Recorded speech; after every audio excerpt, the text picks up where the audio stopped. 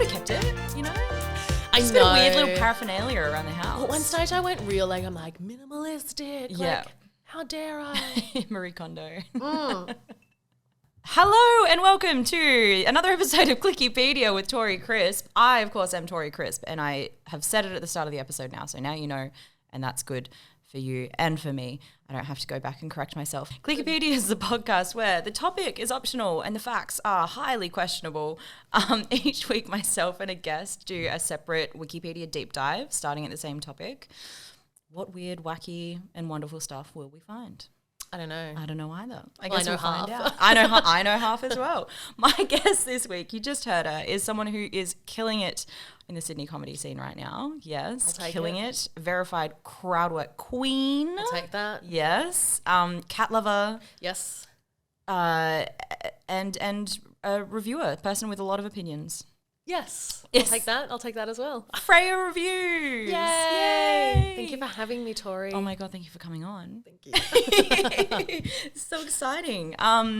So tell me a bit about, because I don't know exactly how you kind of like got into doing comedy and stuff. Like, what's your, how did you come to this style? Because you have a very specific thing you do on stage, which you can explain for people listening if you like. Well, I now say I lightly bully.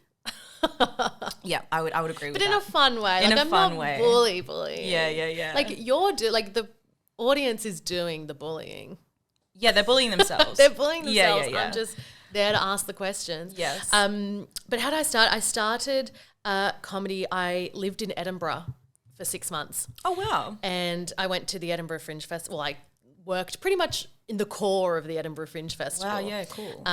And my partner at the time, he was in Manchester and he came up for like just a full week. He had a great week because we'd both go into the city. I'd go to work. Yeah.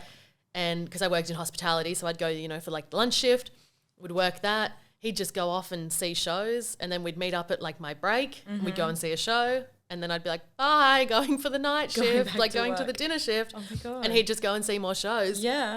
And then we'd both like head home because I lived like just a few stations out of the city. Yeah. So we'd head home together, and like, so that was Wow. that time. And before that, I'd never seen any stand-up, was not interested in the slightest of stand-up. Yeah. And I thought, like, that's embarrassing. Embarrassing. Why would you do that to yourself? I was like, why would anyone do that? It's so embarrassing. Yeah. And then one time I finished work and my boyfriend was like, oh, you got to come and see this guy.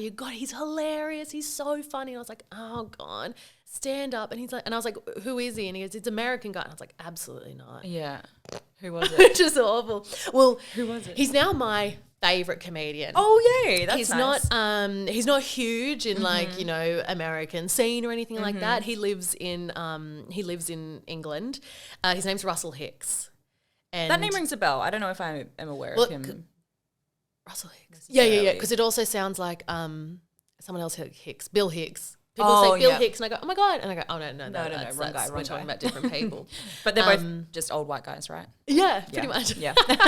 He's not too old though. Although I think anyway. So I went and saw him, and he was purely crowd work, and I ended up going to see him 5 times. Wow. During his Edinburgh show because they were just all crowd work. Yeah. But at the time, like I didn't realize that was odd. Yeah. Because I'd never seen comedy before. Never seen. Yeah. And so while I was there, like I went and saw more comedy and that sort of thing. And this is like the moment that sort of was my, I'm going to do comedy. Yeah. I was sitting watching this show, and it was sort of a lineup show. So I think there was like 5 people. And the girl was on, like no one was any good. Yeah. I think the guy at the end was good, and then the rest were just shit.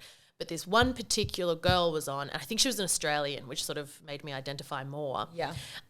She was on, and it was just so bad. Oh. It was just so bad. And I remember sitting in the audience thinking, oh my God, this is bad. Awkward. But then the second voice of me was like, Freya, she's at the Edinburgh Fringe Festival. Yeah. Like she's performing at the Edinburgh Fringe Festival. Yeah. And you're in the crowd. Who's like, the loser right now? yeah, I was like, she's living her best. Yeah.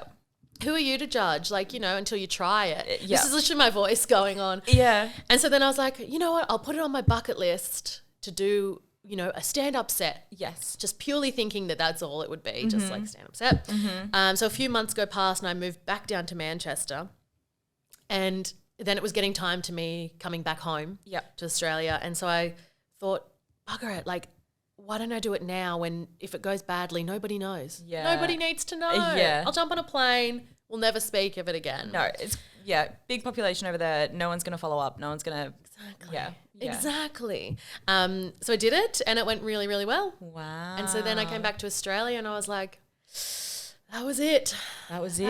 That was the thing. That was the moment you fell in love. Yeah. So I started doing stand-up and everything and learned all the ropes and now I do predominantly crowd work. So I started out doing like my jokes and everything. And Well, so you wrote a set for your first ever time? Yeah, You didn't go up going, oh, crowd work's what I saw and loved. Like, no. Yeah. Oh my God. And like the idea of going up there and not knowing what you were going to say. Yeah, like, so terrifying. oh, terrifying. Yeah. Where now, if I know I have to say something, I get scared. I get like, oh God, like I have to say these words. Like what if I forget? Like that makes me more nervous. That's so funny. Than doing crowd work. Yeah. And I only started doing crowd work. So I did comedy for about 3.5 years before I started going. And like, you know, I liked it, but I didn't love, like I started falling a bit out of love with it just because like, oh, it's, you know, oh, this and blah, blah, blah. Yeah. And then I started Did people start becoming boring? Like it wasn't as... It was just more like, oh, okay, like, you know, I've said my jokes. They're not doing that well. Like I was not struggling with writing, but like was bored with writing. And I was like, it just wasn't fun. Yeah. And so then I was like, and then I realized as well that when I did my sets, I'd start sort of going off a bit off book and I'd start going like, oh, got to bring it back. Yeah. And then, so then one day I sort of was like, why don't I just do whatever I want to do? Whatever you want to do, babe. Yeah. Yeah. Which led to lists, doing lists of comedy. Yep. Doing my reviews. You brought BuzzFeed to the stage. Exactly. And then just doing crowd work. And so it all sort of came together. I was writing I still write a blog called Freya Reviews. And so I sort of joined them both together. Yeah. And I was like, I guess they're all sort of linked and my sort of persona should be Freya Reviews. Freya Reviews. And so I sort of all just, sort of linked them together and here we are. Here we are. I love it. And this leads us into the topic that we wanted to start off at Very much. this. I like to tease it, even though it is in literally the episode title. I say this every time. But if you, for whatever reason, just played through a multiple number of episodes and you don't even know what this episode is. Driving. Someone could be driving. Someone could be driving, just listening to stuff. Hello, if you are. So silly. So this topic, I like to suggest topics that are kind of like close to my guest's sort of like area of interest or, you know, what I've seen them do or, So what did I suggest? Your other suggestions? My other suggestions? The other suggestions. Which are open for other guests to please, someone to come take on and them. do. Someone take them. What did I say? Bow tie. Bow tie, that's right. That's my hosting outfit. Hosting outfit. You love little bow tie. I love my little bow tie. Yeah. My little hosting outfit. Yes. And then you came back and said maybe cats. Because you're a bit of a cat lady.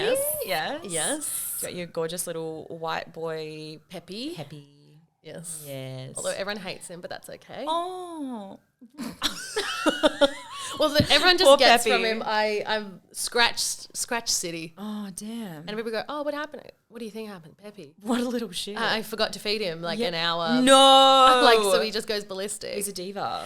He's a huge diva. Fuck yeah, that guy. No. Once he scratched me, did you see me when I had a scratch on my face? Oh my God. No, I don't think I saw that. I had a scratch coming down from my lip. He didn't mean to do this one. He was doing like his parkour and he was doing a kickflip off the bed head. Yeah. And he landed and his back foot caught my mouth essentially. Oh my God. And so I had a scratch from the lip, like sort of down towards the chin.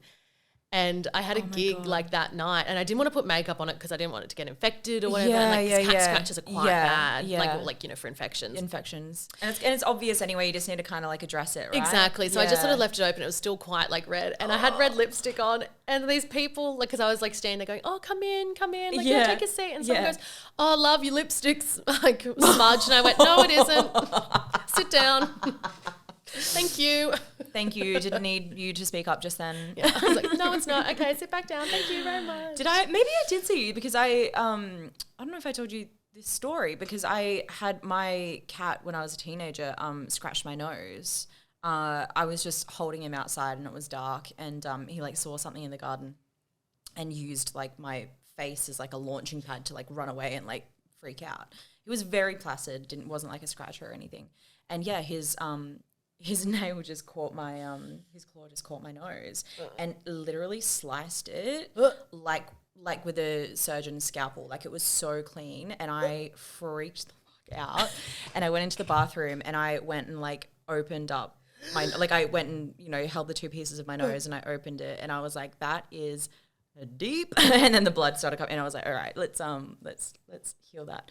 And it was so clean that it just came straight back together. Yeah, if you look, mine was too. Yeah. I think I only had the slightest bit of a scar if I like sort of push my lip around. Yeah. But you can't tell. And it was weird. You have to look so close, and you can see like a tiny little line on my nose. They're good for that. Yeah. Bless them. Cats really aren't that bad, guys. When they scratch you, they don't leave. Although I've got a scar here.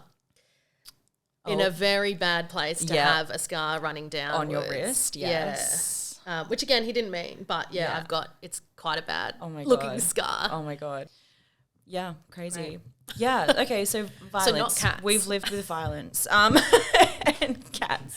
Cats aren't violent. Okay. So not cats. What did we land on? We went with Critic. Yeah. It's a beautiful article on Wikipedia. It is nice, isn't it? A nice, long, meaty article. Yeah. It's really good. If anyone wants to go see the whole thing, because, you know, I skimmed it, but, you know, I would recommend giving it a read. Just see the beautiful picture of the critic that they had. I know. It was like this weird little painting, and it's like a caricature. He looks like, he literally looks a bit like the critic from Ratatouille. That was mentioned in the article. Yeah, it was mentioned in the article as well. Yeah. Yeah, he looks like the guy from Ratatouille. Like, he's got kind of like a really thin like face and like big nose, and like, it's very... He did look like that. Yeah, very cartoonish. That man, whose name I forget. I've only seen Ratatouille once. I think I've seen it like but still, like, why would I remember his name? Yeah. Anyway, yeah. So we went with Critic. All right, so I like to just lead in with like the top line description of Critic on the page. So, a critic is a person who communicates an assessment and an opinion of various forms of creative works, such as art, literature, music, cinema, theatre, fashion, architecture, and food. Critics may also take as their subject social or government policy. Wait. Sorry, I'm just actually reading that for the first time. Social or government. Okay, cool. Yeah. Critical judgments, whether derived from critical thinking or not, weigh up a range of factors, including an assessment of the extent to which the item under review achieves its purpose and its creator's intention, and a knowledge of its context. They may also include a positive or negative personal response. It got very dry towards the end. I apologize to anyone who just fell asleep listening to Comedy podcast. Yeah. So that is the description of a critic and the work that critics do. Mm-hmm. And I thought this was great for you because I immediately was putting you and comparing your style of comedy and reviewing to this description. Mm-hmm. And I was thinking, how much? Because there's something further down in the article as well, and maybe you came to this. How about I'll let you. What was your initial reaction to this article, and then I can. So I found a quote that summed up because so I do reviews. Yes, but especially when I first started, I was like, oh, they don't sound intelligent enough. You know, if you know what I mean. Like they don't sound like. Especially like my movie reviews. But like you like put a ton of thought into them. It's just like the first opinion you have and you just wrote it down. I'm like, this is my opinion, but like when I read other people's, it's so beautifully like worded. But also sometimes I read it and I'm like, oh, that's so beautifully worded. But also I don't know what that means. Yeah. Yes, I know. So I do them quite in this, like in my voice. Yeah. But under the subheading, critics' views of criticism. Yes. I found a quote that I related to. Okay. So in 1971, Harold C. Schonberg, chief music critic of the New York Times from 1960 to 1980, said that he wrote for himself, and this is his quote, wrote for himself, not necessarily for readers, not for musicians. It's not a critic's job to be right or wrong. It's his job to express an opinion in readable English. Oh, I think I saw. I skimmed past that bit as well in readable English. Yeah. So yeah, when you're reading those reviews loved and the critics' opinions on certain things, and you're like, I don't actually understand. Yeah.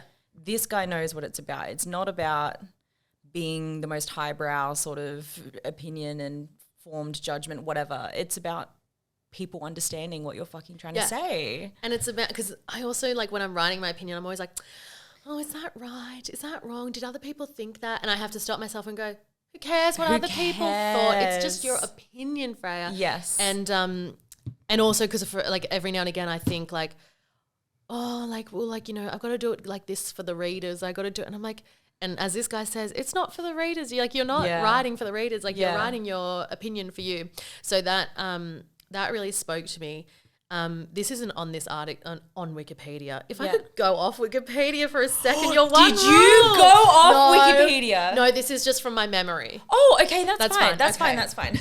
We're just like, if I'm going to give you a quote. I'm going to give you a quote off Wikipedia. Please. Mark Fennell, the Triple J, ex-Triple J movie guy. Yeah, he's on SBS that movie now, guy. right? Yes, yeah. Oh, I'm not sure if he's on SBS, but he went to SBS, did the feed and everything like that. Yeah. Mark Fennell. His movie reviews were like the best on Triple J, and they were audio ones, and they were so good.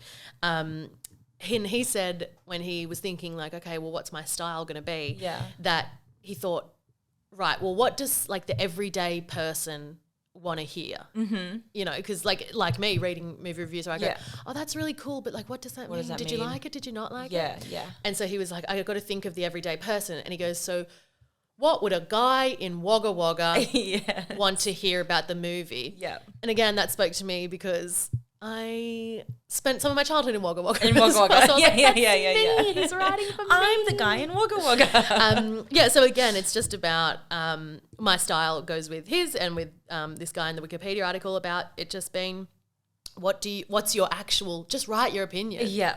And people can go, oh yeah, cool. Like or they can disagree with it, and that's fine too.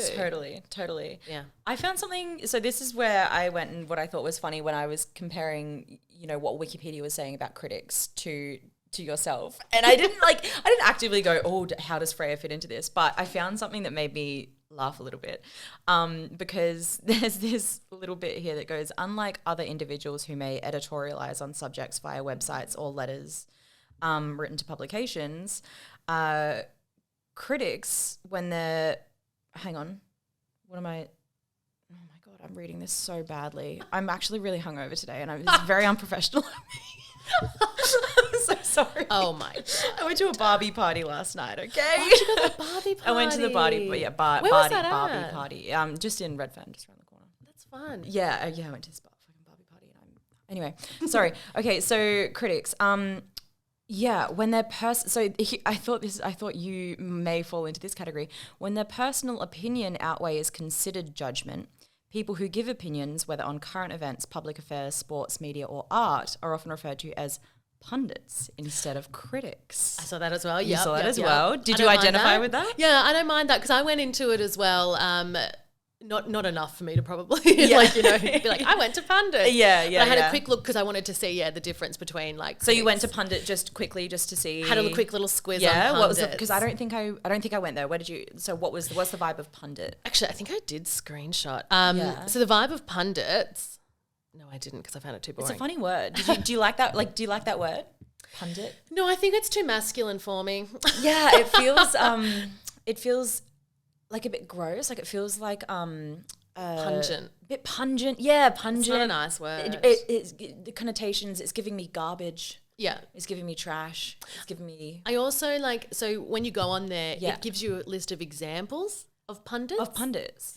And the list that they had on there, the name that I can only remember now is Rosie O'Donnell. Okay. But they had like a whole different list of like different like styles as well. Yeah. But the rest of them, not all of them, but a lot of them were also like just American, the names that you hear from American TV. Yeah.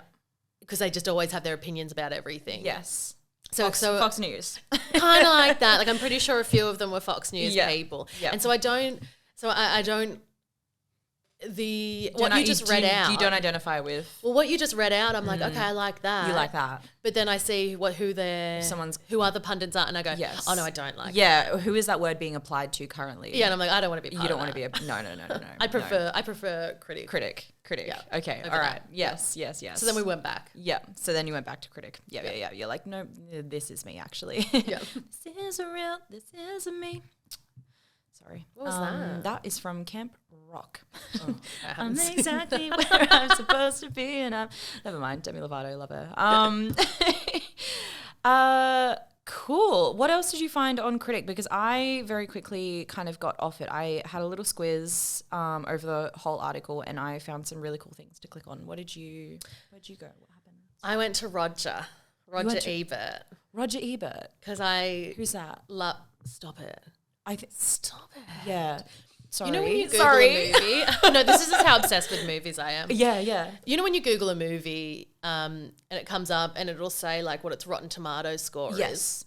Next to it, it'll say it's Roger Ebert's score. Oh. Because he was such an influential, he's passed away now. Oh, no. He was such an influential movie critic that like now he's got it, like, so he set up a website and everything and all his reviews. But now RogerEbert.com is still a thing and all these other people work for it. Yeah. And so like they're still using the Roger Ebert interesting. Did he sign moniker? off on that? I guess so, because I think it was all happening like while he was still alive. Yeah. Because I think he died in 2013. Okay. I think from Wikipedia. I was like, I read that somewhere. Wikipedia. Yeah. The show. We love Wikipedia. So people still, so RogerEbert.com puts out reviews of like everything still. Yeah. So he was like the movie critic. Yeah. In the wider world. Like in Australia we have our like Margaret and David and whatnot. But in like the wider world, like Roger's probably the most famous movie critic. But so I went on to him. Okay. I went to him. I just had this thing flashing in my head, like in 100 years' time when anyone who even remotely knew him has passed, but his website's still going and people are still running it, and it's like, how... It's Roger Ebert. Yeah. And trivia questions would be like, Roger Ebert, real person or fake person? Yeah. Like, we're all AI. If we didn't already know, we're already all computer people. Yeah. So you went to Roger. Tell me about him. So I actually quite quickly went off Roger. Was there anything interesting other than what you already kind of knew about him? I kind of looked for it to see what his favourite fave movie was. Fave. What was his fave? Well, then I got stuck on this little quote where I think this was towards the end of his life. He sort of wrote, and he said, after like reviewing everything that he's like reviewed of his life, he's realised that his favourite movies are stories about good people. Good people who get in bad situations? Or? Let's find out, because I can't remember it now. I was just trying to think what the actual... I think it was about like good people being good. Good people like being... fundamentally... they're fundamentally good people. Let me find the exact That's really quote. Wholesome. Yeah. That's the word I'm looking for. That's really wholesome. Did he... I mean, we can probably extrapolate here, but then did he identify with those good people? Did he think he was fundamentally a good person and that's why he resonated with those stories? Good question. I didn't get that far into it. No, I'm sure. I'm not sure what he'd think we could of probably... himself. I mean, I think that's human nature, right? Like the things that we resonate with the most, we see ourselves in. So probably, yeah. Probably. We can probably say that about him. Yeah, I think so. Yeah. Because, you watch stuff and you're just like, I have nothing to do. Like, I have no interest in this. Yeah. Oh, here we go. Yeah. If I had to make a generalization, I would say that many of my favorite movies are about good people. Casablanca is about people who do the right thing. The Third Man is about people who do the right thing and can never speak to one another as a result. And then it sort of goes on with that thing. Oh, good. He likes Singing in the Rain. Singing in the Rain's my favorite movie. Is it? Yes. When I watch those movies where they're like singing, dancing, oh my God, they're so sharp. Like how much practice would have gone into it. It's it's amazing. And the flexibility and the ability, the just the physicality of people back then, like the way that they could just, I'm picturing, what's his name? Dick Van Dyke. Dick Van Dyke in like Flipping Mary those legs Poppins, up, flipping those legs up and like, So good. chimneys jumping over the, Yeah, Yeah. It's amazing. I love it. I love that style. Like Me too. Yeah, I watch those and I go, okay, I'm a piece of shit. I watch it too. I'm like, classic, like just classic Hollywood. Like, why can't I bust out those moves? I know. At the Imperial. And I will say, like, not to like shit on La La Land because it's I didn't a like good it. movie. Yeah, I didn't love it the first time. I was like, I don't get the hype. But then I watched it the second time and I felt like I loved the ending, like the heartbreak of it all. Like, Yeah, I liked that little sequence. that was gorgeous. But then I'm like, I think everyone wanted to be taken back to like that old time in Hollywood when that was what was going on, you know. But just the dance sequences and everything, it wasn't as big and theatrical and gorgeous as the movies of old. So anyway, that's my little opinion on La La Land. But yeah, that's pretty much all I got of Roger before I moved on. Before we moved on. All right. Well, I, from the Critic page, went to, where was, here we go. Critics, yada, yada, yada, publicly, and critics, for instance, may take a feminist or Freudian perspective. And I clicked on Freud. Ooh. Because I think, for me personally, you know, he's referenced so much, you know, he's the godfather of current modern psychology, whatever the fuck. And I'm like, I don't actually know that much. Like, you know, I know in context what people are talking about when they talk about Freud, but what is he actually? Who is he? What did he do? So I went to him. Oh, you got a good one. Yeah. As I was telling you before, I was like, Freya, you're you gotta try and get away from Critic. You gotta like get away from it, girl. You felt like you spent too much time there. Yes, and like most of mine, I think I got like one thing that was sort of away. And and then at one stage I was even like, right, let's find something that's not, but it's also like justifiable that I went there. Yeah, I was trying to like trick. No, but this is Trick your sister. I love to see where my guests go, and I guess that is the trap you can fall into if we choose something that is so closely related to you that you may not get away like from that because you're so interested. Exactly. Yeah. So that's fine. That's fine. I went to Freud. So basically, Austrian neurologist and founder of psychoanalysis, a clinical method for evaluating and treating pathology seen as originating from conflicts in the psyche. Freud entered the University of Vienna at age 17. When was he born? He was born in 1856. So and he died in 1939. And he was 82 when he died. And I was like, good life. Good innings at that stage. Good life, dude. He had planned to study law, but then he entered the medical faculty at university. I thought this was funny. In 1876, Freud spent 4 weeks at Karl Klaus's zoological research station. Don't know who Karl Klaus is, didn't click on him.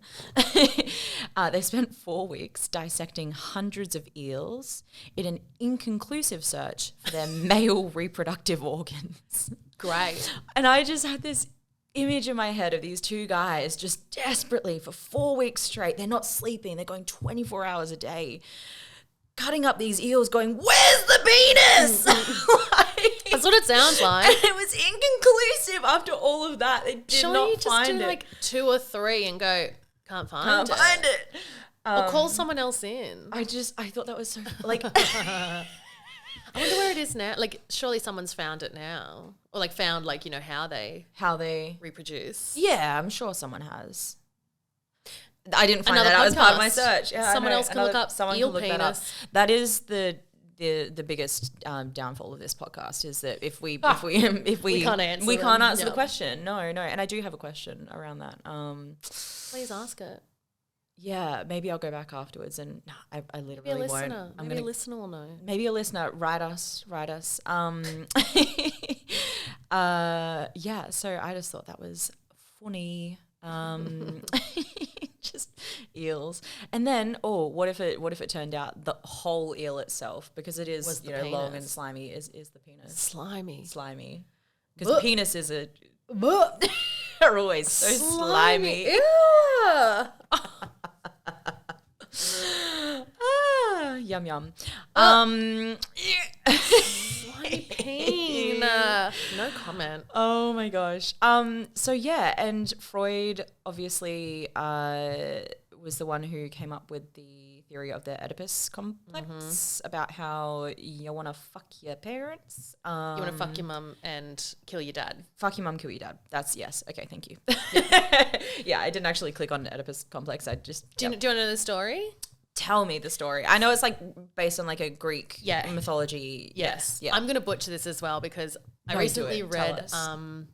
read Stephen Fry's books, which do all the Greek stories but in like modern English. So you can actually, so you read them and follow them along a lot easier. Awesome. Than if you're trying to dissect them from and this is the other thing as well. There's so many different, because it's so many people have tried to recreate them, and so some things have been confused. But anyway, essentially, Oedipus was, I believe the king got told, your son's going to kill you.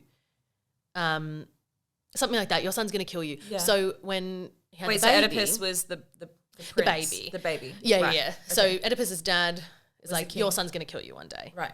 And he's like, oh, shit. And so when Oedipus was born, he was like, we'll get that fucking baby out of here. Yeah. And so I think he's exiled. He sort of, I can't remember if he was like supposed to be killed or he was just sent off. But anyway, Oedipus is still alive, but he's just with another family. And then as he gets of like a certain age, forget why, but he starts traveling, maybe to find the family, whatever. Find himself, He starts traveling. And along the way, his dad's cart, they get into a collision and his dad dies from that.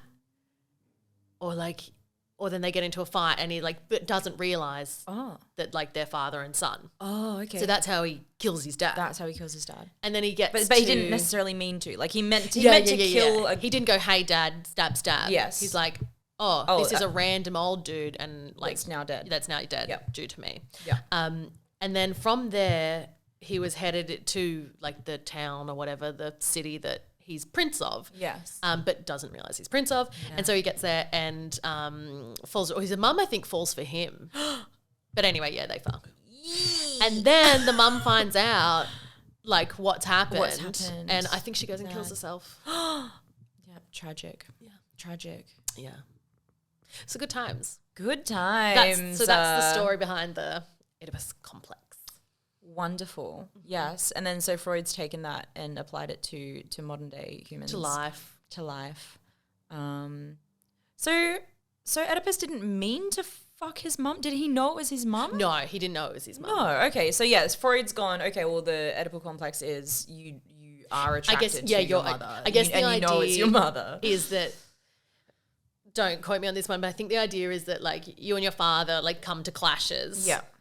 And like unintentionally your mum is like the perfect woman to you. The perfect woman. I think that's sort of what it's down to. Yeah. I feel like a lot of men fall into that sort of Oedipal category. Where they worship their mummies. They want a mum instead of a girlfriend. To come and do their washing. Yeah. Yeah. No, cook for me, bitch. Clean for me. It's okay. I actually like men, despite everything I say about them. Same. I know, isn't it a shame? And then so I knew of Freud. Obviously, everyone talks about him all the time. Guess what? He was also married, and I was like, no one talks about his wife. No, I didn't know. Who's his wife? His wife. I clicked on her, Martha Bernays. Oh, that's where I went. I'm an absolute liar. What? I do know this. You know about his wife? Well, I know about Bernays. Oh. Did you get on to Edward Bernays? Who is the father of PR? The father of PR. Yes. He's known as like the father of PR. So Martha Bernays is his aunt. Okay, great. Yes, it says that here. Yeah. Uncle, yeah. So I worked on a play. Yeah. I was stage managing a play that was called Lunch with Bernays, and it was all about Edward Bernays. Okay. And all that. And so we had a character in there who played Siggy. Okay. Sigmund. Siggy. Yeah, and so he would appear every now and again and, sort of talk to Edward, being like, oh, the id or whatever Sigmund always goes on about. But yes, so the name Bernays does ring a bell. Yeah. Mm-hmm. So did you click on Edward Bernays? Did you go there? No. Okay. I got nowhere there. Okay. but you know of that because of the play. Just from a play. Yeah. So Martha so they were both Jewish, Freud and Martha, and she was from a more like strictly observant Jewish family that actually, you know, did all the traditions and, you know, had the For them. had the Shabbat and everything. And I thought this was a bit sad. Although their families were friends and stuff, the Freud family was a little bit less observant of the Jewish traditions, and Freud himself identified as an atheist. And Martha really liked being Jewish and doing all the things that Jewish people do. And I apologize for not knowing more about it.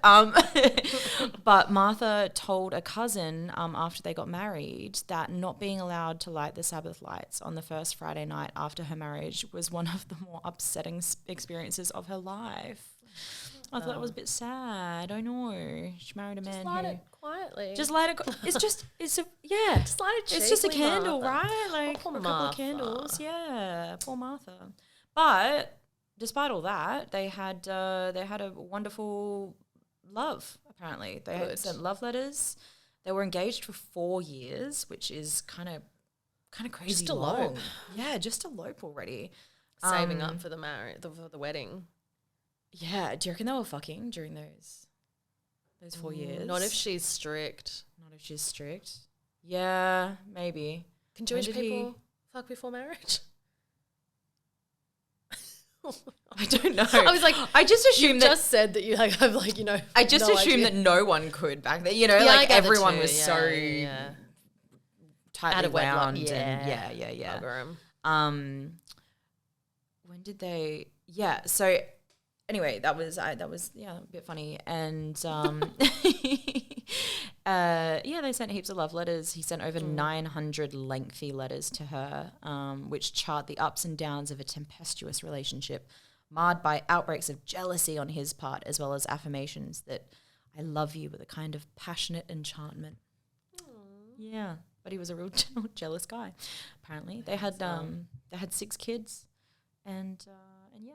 So that's a little backstory on Martha. There wasn't much more about her specifically and kind of what she did. I think she was just happy to be like a wife and a mom. Just be there. Yeah. Be there supporting. She just sounds like she just had a good life. Good you know? for her. Yeah, which is good for her.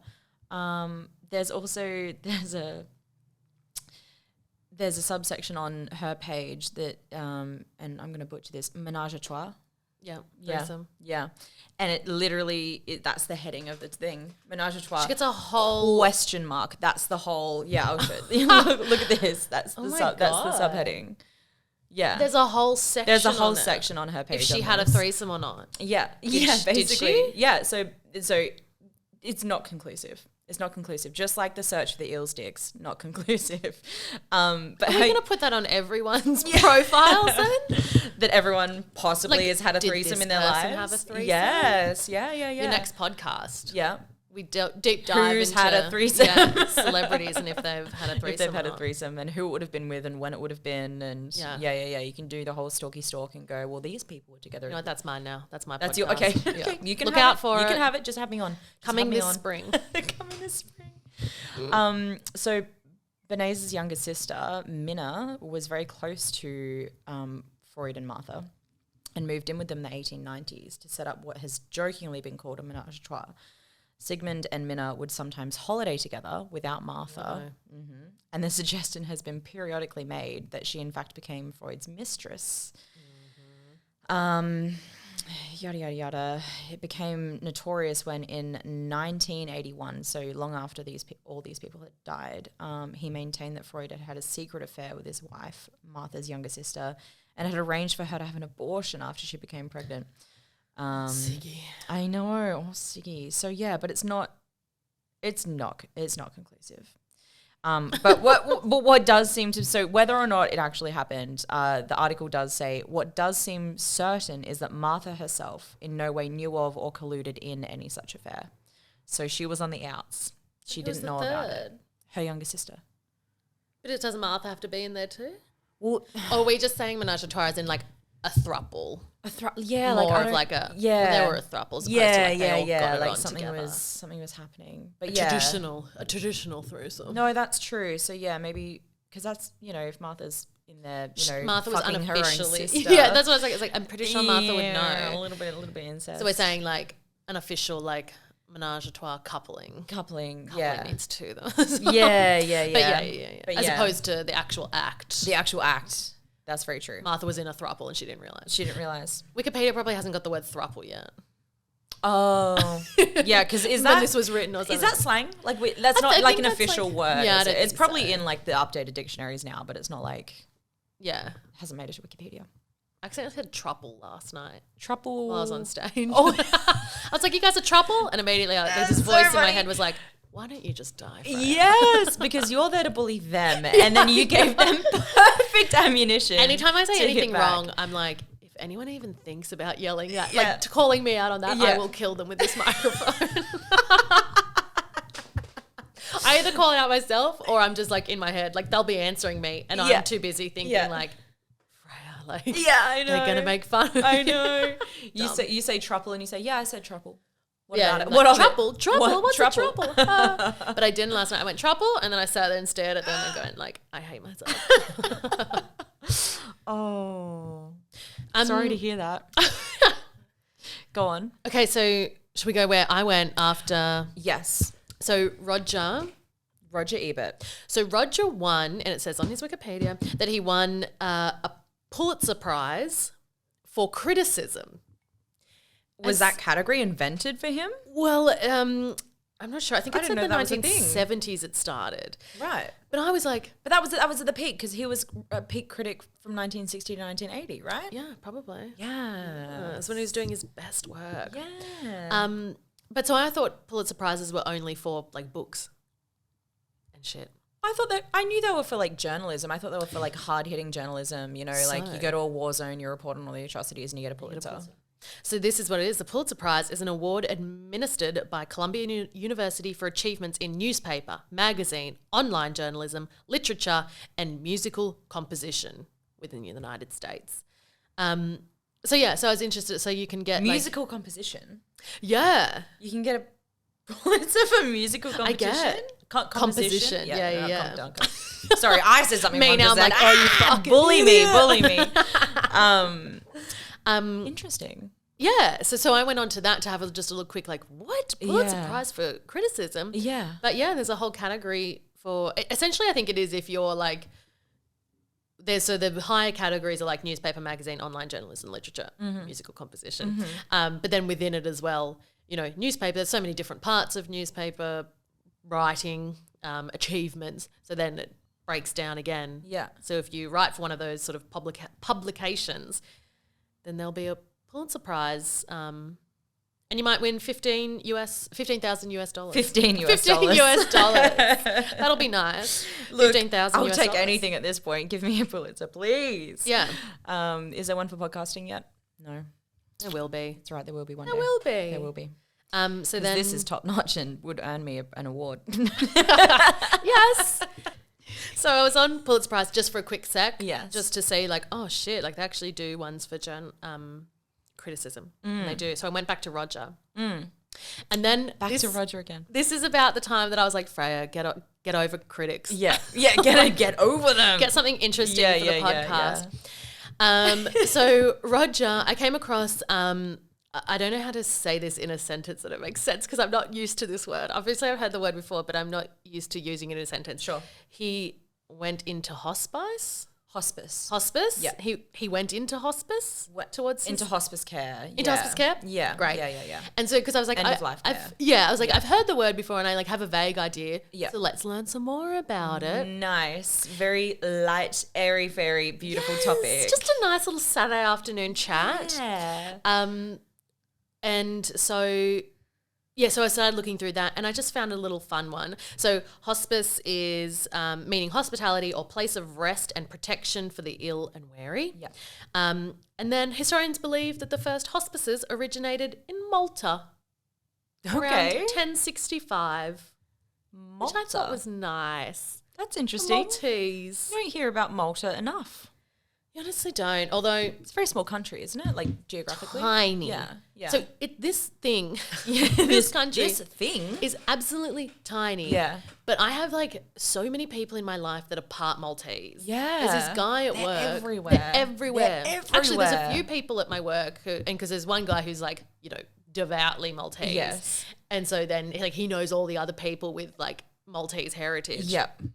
So my best friend is part Maltese as well. Her like one side of her family comes from Malta, and then my ex was like quarter to half Maltese. Stop it. Yeah. So you hate them all now? Well, I mean, half German, half Maltese. Wow. Yeah, great combo. No. Weird combo. Yeah, weird combo. Interesting combo. But yeah, so Yeah. go Malta. Go Malta. Looking after their elderly. Yes, good for them. Good for them. Well, did it say why they thought it originated in Malta? I'm so glad you asked, Tori. Yes, I need to know. Dedicated to caring for the ill and dying en route to and from the Holy Land. Oh, okay.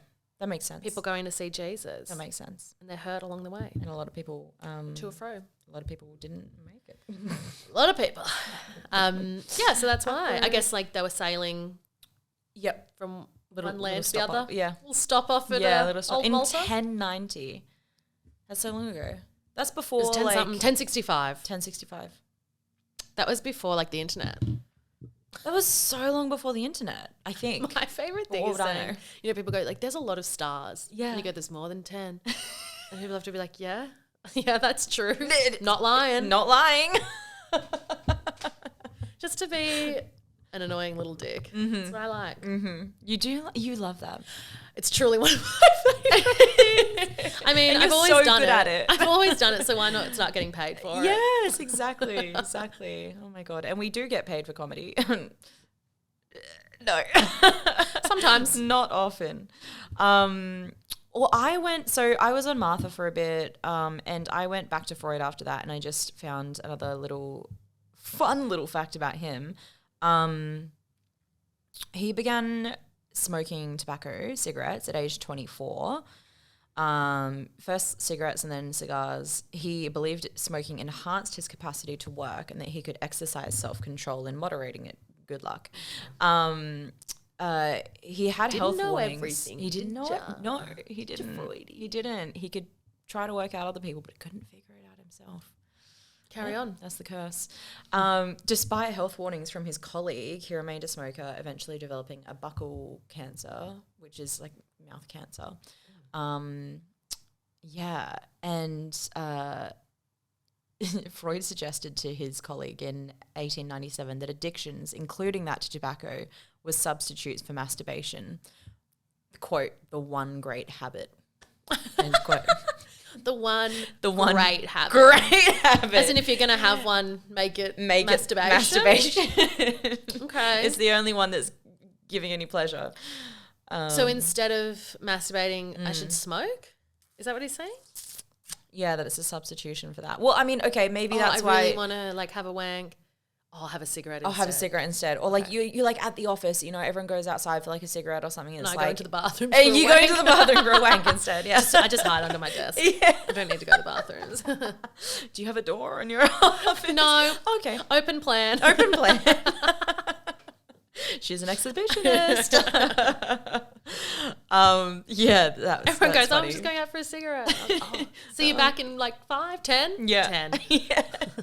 Yeah, whenever I have a wank now, I'll be going, yeah, I am partaking in the one great habit. Hey, I could be smoking. I could be smoking. Yeah, and then, so he got cancer as well. And Surprise. obviously, so he went to medical school, he was a doctor, and he had all his friends telling him, dude, like, stop smoking, you're going to get sick. And his friend who ended up diagnosing him with cancer, like they ended up cutting a lot of it out of his mouth, and he lived so this was in 1923, and he lived until 1939. I think. So, a couple of years after that. But his friends saw... Out of his mouth. Ooh. I know. So like, yeah, God knows what that would have looked like. But his friend saw that further surgery would be required. But he didn't tell Freud that he had cancer. He was just like, oh, let's cut this out because it's like not good for you, but it's not cancer. Yeah, something weird. Yeah. He didn't tell him it was cancer because he was worried that Freud might wish to commit suicide. Jesus. Which is, sorry, yeah, Wild. content warning. But yeah, so that's interesting. I Was he not happy at the time? I know. Look, and not that all therapists and doctors and these people need to be happy all the time, but it's like, it's interesting that that you would think that someone who studies the mind so intricately would maybe think about offing themselves as well. They like people who study the mind and so thoroughly and so closely, or just are so.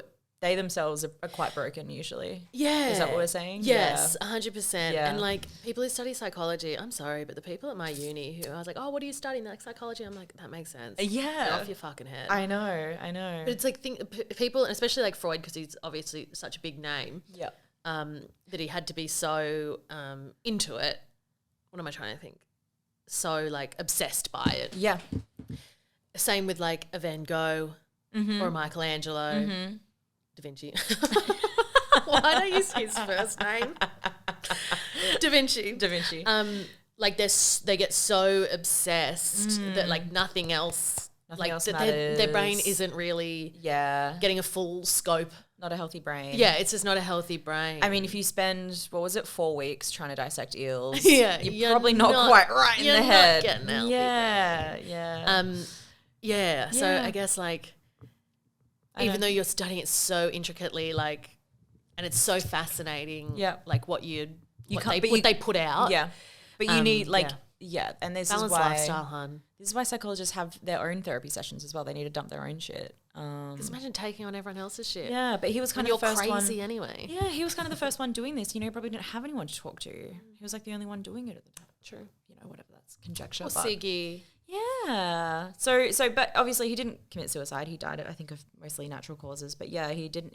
I don't think he ever knew that he had cancer because people were worried he would kill himself. So yeah. Lovely. Sorry, I'm trying to get an Lovely ice cube stuff. out the bottom of the glass. Did you get it? No. And then there was a pause and I was like, Freya, stop playing with the ice cube. Eat the ice. It's literally not coming out. It's stuck. That's so fun. Oh, got it. Okay. Got it. Do you know? Oh, beautiful. You know, we had this on the episode with John Glover, the episode right before this, and we were talking about misophonia. I'm gonna have to listen. Go listen. I'll listen. Go listen because everyone else should be quiet. Yeah. But I'll tell it to you here. Then we can cut it out. And then we can it's like the hatred of like an intense like emotional response to sounds that people find irritating. A lot of people, it's like chewing or like If I hear someone chewing with their mouth open, you're misophonic. I'm literally like, are you a barnyard animal? I hate it. Okay, well, mouth open, like sure, but like some people even, yeah. People hate this podcast now. Fair enough. Yeah, exactly. Okay, and where did you go after that? You were on... What was I on? Hospice. You were on hospice. Malta. But I think I did like something a little weird. But anyway, this is my last sort of one that I ended up on. Mm-hmm. So I was looking at... so on Critic, there was something, I forget which link specifically it was, but it was about star ratings. Yes. And so I went onto that. And then got from there onto the Michelin. Oh, Michelin Stars. Michelin Stars. Yes. Which is one of my favorite, you know, on like those prompts on dating apps and stuff where it's like, what's your favorite fact? Something like that. Yeah. This is always one of my favorites.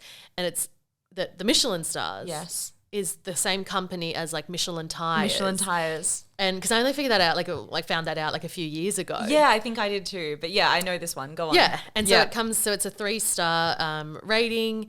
And so it started from when you like had a car, like when you hired a car or whatever, because Michelin's dealing with hire cars and that sort of stuff and tires and whatnot, like from tires, hire cars. And across Europe, they'd put in a little recommendations, sort of like great places to stop, great places to eat, good restaurants. And the way they do it is like 3 stars is go out of your way to go to this place, it's amazing. And 2 stars is like hey, this place is pretty good. Like if you want somewhere fun to go, like somewhere different, go here. But you know, don't go out of your way. Yeah, but like, you know, whatever. Yeah. And then one is, if this is on your route, go to this place. Okay. If you want somewhere along your journey, this place is a good place to go.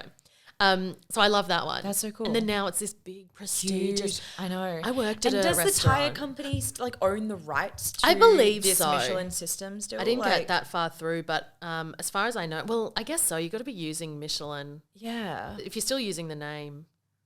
I did a trial shift at a Michelin restaurant. It had 1 star. Wow. In Edinburgh. And what were you doing? Were you waiting? Waitressing, waitressing. And it's intense because it's not even about the food or like, you know, how like beautiful and clean. Like they'll do the experience. Yeah, like they'll do weird shit. Yeah. To try and trap you. Like, so I come over and I go, oh, like, you know, thank you so much for coming, and put down, and you know, I have to put the napkin on their lap. Yep. They'll also wait for the waitress to like walk away. They'll take their knife and like throw it on the ground. You're shitting me. And like sort of under the table. On purpose. Yeah, like not just out there for everyone to see it, but like under the table. And so then it's the waitress's job to realise like, oh, a knife's gone and it shouldn't be. Like I haven't cleared that knife. Like where, like, oh, it's fallen. Like shit like that. They do weird shit like that. That's wild. Yeah. And one of the things that we had to do. Wait, do they do this on your trial shift? So they didn't do it to me. You? No. So no. This is just how Michelin people come in, right, and do this sort of stuff. Okay. That's how you sort of, because you can get your 3 stars, you can immediately get them taken off you as well. Yeah. Like they go, oh no, I went in and it wasn't actually that good anymore. Like it was dirty, blah blah blah. So you can get your stars taken off you. But yeah, so this place was insane. Like not insane, but just insane for like me who doesn't go to fine dining and like that and couldn't care less. We had crumb scrapers. Wait, what? Cum scrapers. No. Every Michelin star restaurant needs to have a cum scraper. It's essential to the workings of the. Let me just get my inner workings of the. Let me just Peter Piper picked up. Yep. Mm-hmm. Crumb scrapers. You know, hey, leave cum long enough, it can become a crumb. This has gotten smutty. Crumb scrapers. And so, like, you'd clear their meal. Yeah. And, like, because when you cleared the meal, like, you sort of cleared everything. Like, whatever cutlery. And this place, like, had weird courses as well. Like, one came in an egg box and egg carton, and each egg was, like, a different, like, part of the whatever. Oh, okay. You'd have to get your little crumb scraper out and scrape the table in this certain fashion as well, like, just in case any crumbs were there. It was an intense. I did one shift and they're like, wanna work here? And I was like, no. I'm going to go back to my weird little restaurant where everyone's high as a kite. Yeah. And like, but the food was amazing. But everyone was off their heads. That's, you know, yeah. I should go eat at Michelin star restaurants more often because I hate when crumbs are on my table. Do you? The worst thing. Just scrape them off yourself. No. Ew. No, I hate They're your crumbs. I hate my hands being dirty. No, you know what I do hate the most though is like sitting down at a table, you know, maybe like there's just been a lunch rush or a dinner rush or something and they haven't gotten around to wiping it yet. Yeah. But like maybe that's fair. That's fair, but maybe the restaurant's like kind of mostly empty. So you're like, why haven't you gotten around to this yet? Yeah. And you sit down and it's like, I you know how some people just go and like put their elbows straight on the table and I'm like, but then your elbows are dirty. Like there's literally jam on the, you know, like so sticky. Oh, I don't like that. I don't like that either. But also, like, even if there's just like a bit of water, that starts stressing me. Yes, the water. 'Cause I'm like, are they going to put a napkin on that? Exactly. Is someone going to put their phone in it and like hasn't seen it? And put their water on the table stresses me. Water on the table stresses me as well. Or like no end. Getting a drink and it's like got a whole bunch of condensation. You don't have any coasters. There's no fucking coasters available. And the table's always on a lean and it's always leaning towards me. And so the water is dripping off this glass or this beer slowly and it's slowly making its way towards me and there's nothing I can do and I've just got to try and avoid it when it drips off the edge of the table. You're too polite to say. It's a horror movie. I feel. You feel?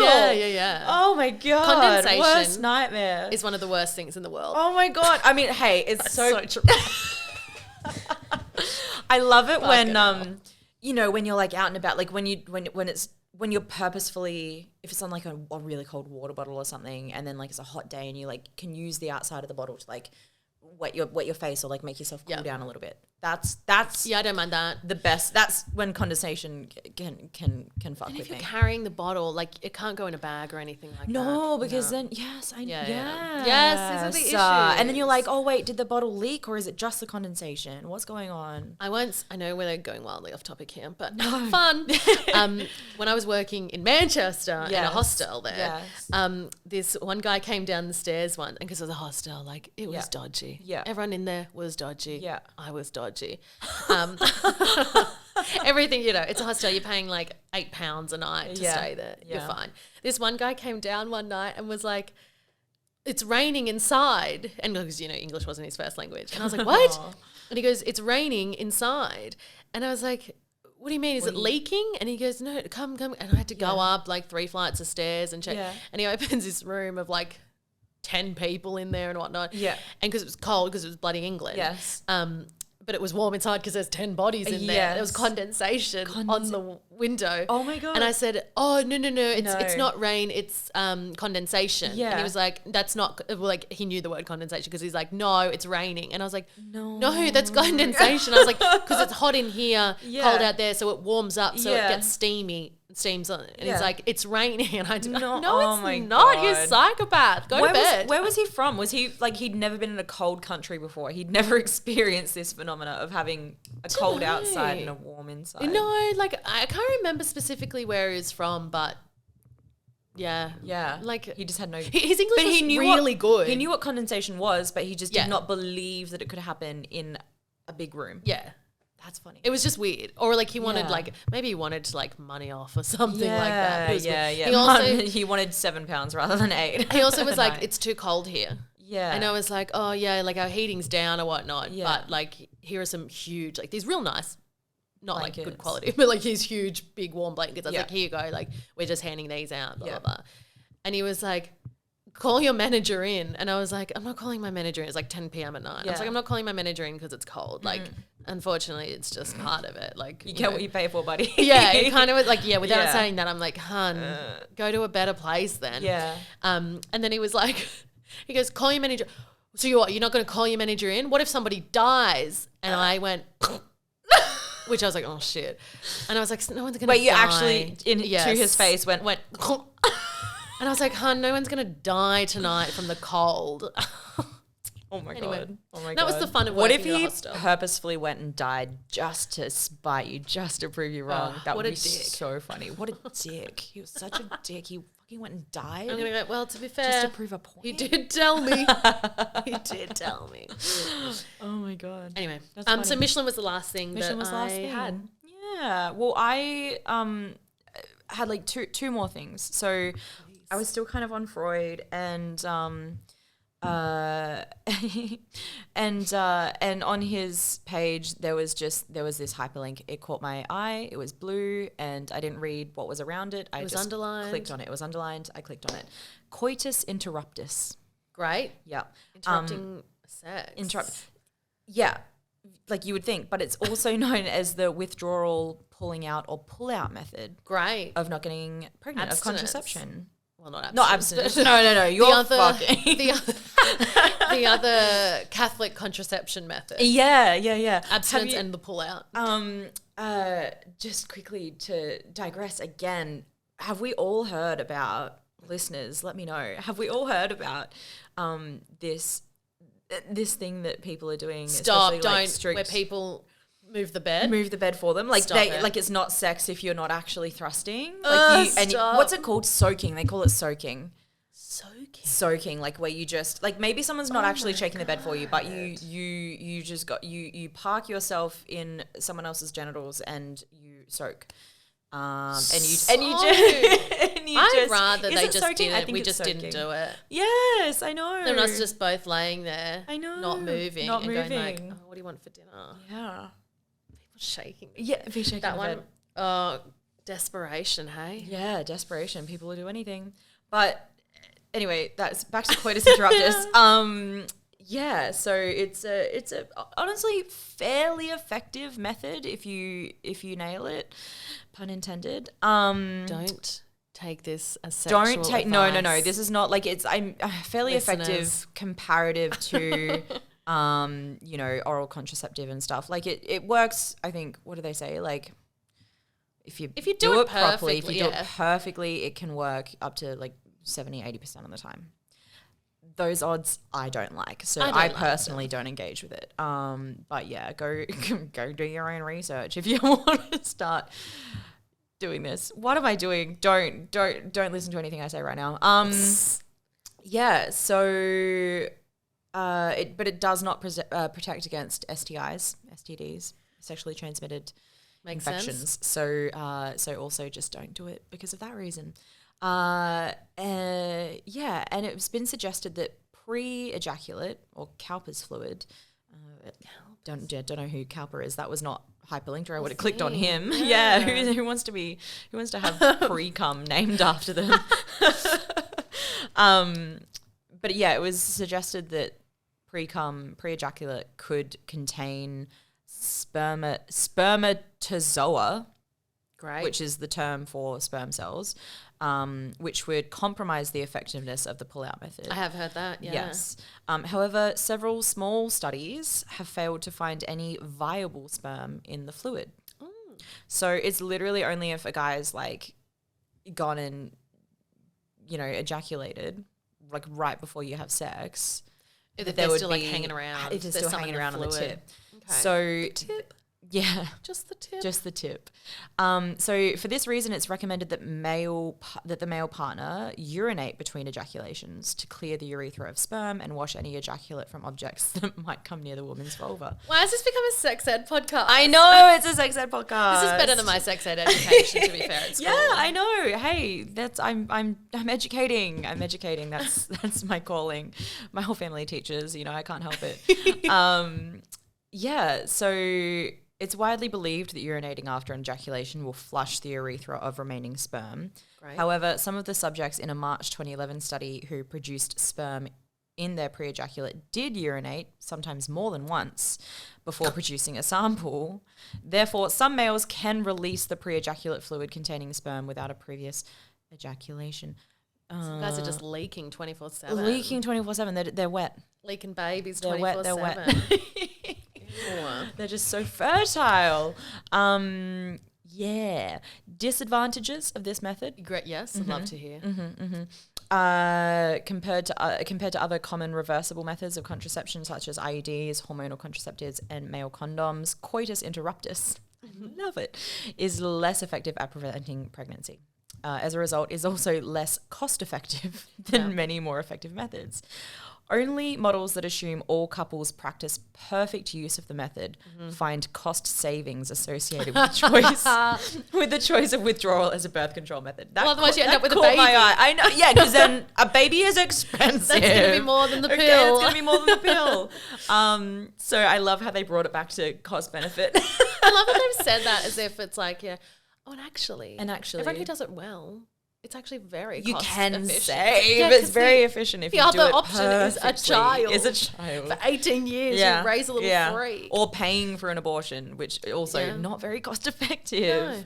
No. So that's the disadvantages of good to know of coitus interruptus, and I'll that's double think. Yeah. Double. What am I trying to say? Freya, you're nailing it today. You're trying to say you will I only reconsider. Had one drink. I'm the hungover one. Did you have a drink? Did you have some champagne? I'll think twice. You'll think twice. Double think. Think twice. Howling. I'll double think. I'll think twice. I'll think twice. You'll think twice before I do coitus interruptus. Will you do critical thinking about coitus interruptus? Because this is also a hyperlink I went on. Okay, this is the last thing I'll finish on. Tell me about it. Because I went back to Critic after this. I was like, coitus interruptus, love. Let's just see what else I can. You can't better it. I can't go better for me. But critical thinking was one of the first hyperlinks that caught my eye in this entire search, because I was like, I feel like in this day and age we don't have enough of it. So critical thinking is as a type of intellectualism in the development of critical thinking. It's a means of critical analysis that applies rationality to develop a critique of the subject matter. So, that's just a whole bunch of long words and figure out if you have the ability to critical think what it means. I'm not going to explain it to you. I didn't find anything particularly of note in this article, other than that the United States has a National Council for Excellence in Critical Thinking, and National Council in Excellence of Critical Thinking in America. In America. And my immediate thought was, really? Do you really have a National Council for Excellence in a country where you elected Mr. Donald Trump? Mr. Donald Trump. And where you where everything's falling apart. No bad words about him here. No. Tori, you were love. telling me off air that you have a Make America Great hat. And that you wear it all the time. Yeah, ironically. And that you love him. Do you actually have one? Ironically, no. Oh my God. I don't have one. I got myself there. I know. You were doing the bit. I was playing along. I'm an actress. That was so good. Oh my God, hire this girl. Thank you. Hire me. I also look so hot today because I straightened my hair and it's crazy. You look hot all the time. Oh, thank you. It just is a different, different look. I was shook when I saw you. Yeah, so shook. You're always gorgeous as well. Stop it. Yeah, so I was a little bit interested in the fact that they seem to pride themselves on excellence in critical thinking in a country where they seem to value education less than the Bible, and where they value guns more than children. So fascinating and men stuff. more than women, and men more than women. So yeah, that's the end of my search. Bit of a depressing note, but yeah, I was critical thinking. Excellent. We love. If you have the ability to employ it, to use it for yourself. I won't. No, you're not critically thinking about anything. You're just saying whatever the fuck you think on stage about people's. Sorry, but yeah, if I ask you what do you do for work and you say you're an accountant, you think I'm not gonna lightly bully you? I know comedy. This is your fun, attitude, clearly. right? Yeah. Yes, exactly. I had a accountant last night, actually. Yeah. And I like to do the classic, this time of year is perfect. I go, you must be frothing at this time of year. Tax time. Yeah, I'm like, new diary? Did you get a new diary? Yeah. And they're always like, yeah, I did actually. Yeah, I did. I'm like, yeah. Day to a page, week to a page. Oh my God. Week to a page. Like, great. That's so diary specific. Oh my God. There's always someone who's in accounting or finance or something. They, so easy to make them happy. New diary. New diary and a bit of comedy. New financial year, a little bit of comedy. Their month is made. Yeah. Their year is made. Bless. Love. Yeah. Oh my God. Any final thoughts on this?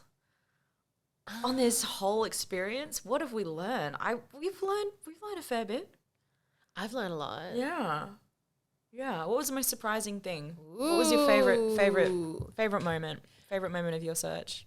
Or of this? Of my search. I think I quite liked Siggy's wife. Didn't realise she was in a little throuple. I know. Siggy. Yeah. With her sister. With her younger sister. Crazy times. The dog. But I quite like that. Yeah. And that Siggy was not well. No. Physically and mentally. And mentally, yes. Yeah. Interesting. Yeah. Fascinating. I liked learning about Roger. Fuck. Roger Rog. Ebert. Sorry, Rog. Rog. Yeah. When did he die? How long ago was that? 2013. Okay. 10 years ago. All right. Okay. I think it was 2013. You did say that earlier. Yeah. Yeah, I'll go check out his little website. Mm-hmm. See whether people are carrying on his legacy appropriately. Yeah. He does out of 4. Out of 4? Isn't that the craziest thing you've ever heard? How can you ever give something a mid-level score then? Yeah. Yeah, how can you just sit and go, that makes 3 out of 5? Just in the mid, yeah. That makes me angry. Yeah, 4, I don't like 4. I'm not a fan. But then some places will do 6 instead of 5 as well. Hate that too. What is up with that? Don't like it. 5 or 10. 5 or 10. I don't mind 3. Yeah. Because you can still do it it's either like bad, good, excellent. Yeah. Happy with that. Yeah. 3, 5 or 10. Yeah. I like 10. There's a lot of or 100. a lot of nuance. I'll accept 100 percentages as well. Percentages. I'll accept a percentage. Yeah, I feel like 100 makes you like, because then it's like, oh, why'd I get 78 instead of 79? Like it's like, you know, you That's can true, I don't like get that. into the little like details of. Yeah. You can get really offended over one single point. Then. Yeah. Yeah.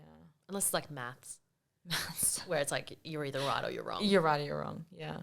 But we're not that type of people. No, we live in the grey area here in Sydney, in comedy, in Clickipedia. This has been so fun. This has been fun, Tori. Yeah, have you had fun? Yes, I'm just girls having fun. Girls having fun, learning. You know. Yeah, I was saying to John on the last episode, I didn't go to university. This is what I choose to do instead. So I went to uni and I didn't really need to go to uni. Less smart. Please tell me that was the experience. My uni, well, my course in particular, don't get me wrong, it's a fantastic course, Yeah. but it didn't need to be a uni course. Right. Didn't Could have been need an to email. Could have been an email. Yeah. But it was great. It was still a good experience. Perfect. Yeah. And on that note, thank you so much. Do you have anything to plug? What's happening for you these days? God. Freya Reviews. What is she doing? What's she up to? She's, well, hopefully soon her comedy and her creative side will have a little boost because she's going into the freelance world with her full-time job. Wow. So she's going to be Hire her. But if you go to @the Freya Reviews on Instagram, that's pretty much where you'll find all information. Yep. I'll tag all that in the show notes as well. People can find you. I do have a show. You have a show For the Fringe. my solo show. First show, solo show. Yay. It's called Freya Reviews You. Ooh, ominous. Yes. So come, especially if you don't know me, come to the show because I need some randoms in the crowd so I can crowd work you. Yes. And it's honestly, it is so fun. It's so fun to watch you work. And I'm not mean. You're not mean, no. But it's Watch my clips and you'll get a vibe. Watch her clips online. Yes. Really, really nice. I also am doing, I haven't said it on the pod yet, I'm doing my first debut solo as well for Sydney Fringe. What's it called, Tori? It's called Tori Crisp is Notorious. Whoa. Going for the name pun. I know, it's a little name pun. It's when are you on? A little bit fun, a little bit silly. The 20th and the 22nd of September. Okay, I'm on the 13th and the 15th. Nice. The week before. Anyway, so come check us out. Links in our bios for all the tickets and whatnot. And sure. Yeah. It will be. I'll go do that now. And your upcoming podcast releasing in the spring. What was I doing there? Who is fucking Menage a trois. Question mark. Yeah. Yeah. Keep an eye out for that. Who's fucking who and who's doing it all at the same time. Yeah. Yeah. And who's doing each other. Yeah, that'll be a great podcast. That will be a great podcast. It'll be like crime podcasts. Yeah. True crime. But with true menage a trois. For sex. Yes. That's what we need dive. more of. I'll interview people. Yes. Speculation. Yes. A lot of speculation. Everything with a grain of salt. Same with this podcast as well. We've, I actually came across a fact that was entirely wrong in one of the previous episodes. Great. Yeah. So just even QI, just a bit of fun. Even QI have to sometimes really, a few episodes later go, hey, we said this, it was wrong. Well, I will say the specifics of it in John Glover's episode. I was curious about. John mentioned that morphine was used to treat rhinorrhea, which is a runny nose. Really, you guys went wild. Runny nose, yeah, we went wild. It was a great episode. Go listen. And I was like, oh, that's interesting. Like, I didn't know morphine could treat things other than really like pain. I thought it was like pain relief or a sedative mostly. I didn't know it could actually like cure some sort of other condition. And it turns out that rhinorrhea is actually a symptom of withdrawal from morphine. So you can technically treat it by having morphine and then not going through the withdrawal process. Great. But it's not. So yeah, if you get a runny nose, maybe you're withdrawing from morphine. Maybe it's not a cold. Maybe it's morphine withdrawal. I've had a runny nose for like 7 years. Shoot her up. Do I need morphine? You need morphine. Oh my God, get some in me. Get some in you. Yeah, no. So that's the little reduction I'll make from the previous episode, and you're welcome. Great. Clip that up and put that at the start. Yeah, thank you so much for coming on. Thank you for having me, This Tori. has been a genuine delight. Freya Reviews. This has been Clickipedia with Tori Crisp. We are, go find us, Clickipediapod, on all the network socials. Full episodes also available on YouTube. You can see our beautiful little faces. And yeah, send us an email if you have any thoughts or if you want to correct anything we've said. I mean, probably not worth your time to do it, but, you know, send us an email, clickipediapod@gmail.com. And yeah, like and subscribe, you know, give us a review. I'm getting some DMs that, like, everyone's, like, loving the podcast, which is just so nice. I'm a big fan. Great idea. Yeah, thank you. Yeah, I'm getting some great messages. So, yeah, thank you, everyone, for listening. I've been Tori Crisp. This has been Freya Reviews. Bye. We love you so much. Bye.